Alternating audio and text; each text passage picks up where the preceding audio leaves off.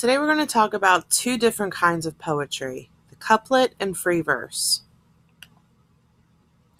A couplet is two lines of verse which rhyme and form a unit alone or as part of a poem. Here's two examples. The orange cat lay on an orange mat.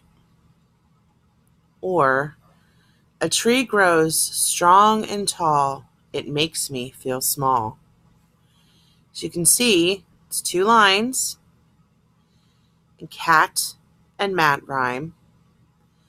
Two lines, tall and small. Shakespeare was a big author of writing couplets, and part of his plays, as well as a lot of his poetry and sonnets that he wrote. A lot of his sonnets have a lot of different couplets that create the sonnet. We're going to look at The Unicorn by Shel Silverstein.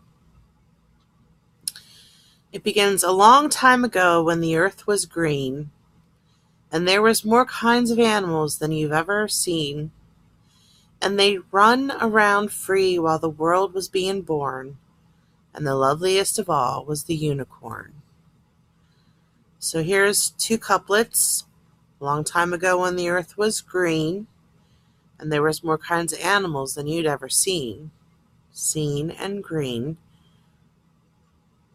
And then they run around free. The world was being born, and the loveliest of all was the unicorn. B, they rhyme, unicorn and born. Put those together and it forms a stanza, but alone it's two couplets. Let's look at the next stanza. There was green alligators and long-necked geese. There were humpty-back camels and some chimpanzees.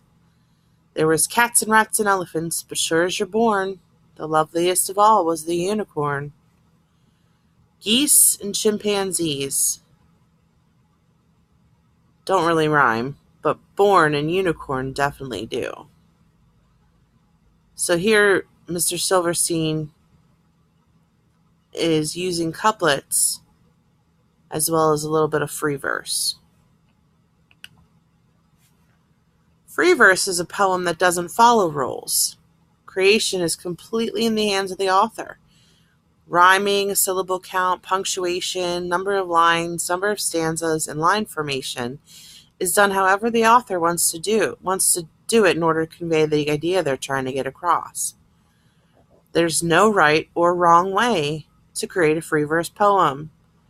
That's why free verse poetry can be anything you want it to be. You can have rhyming in it or you can't. It doesn't matter, as long as you're getting your point across.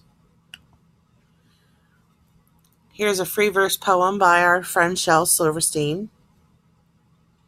If you're a dreamer, come in.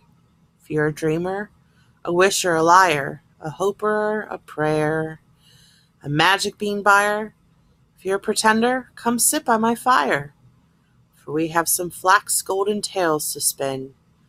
Come in, come in.